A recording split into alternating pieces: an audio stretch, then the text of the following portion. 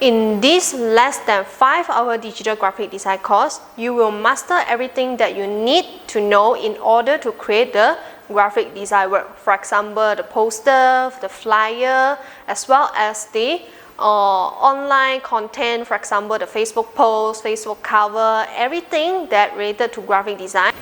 Why am I here and you are seeing me now? Because you are being locked out at home due to this serious COVID-19 outbreak. You will learn about how to think as a designer, composition of the layout, the color combination, as well as the typography. Then the next thing is the color combination.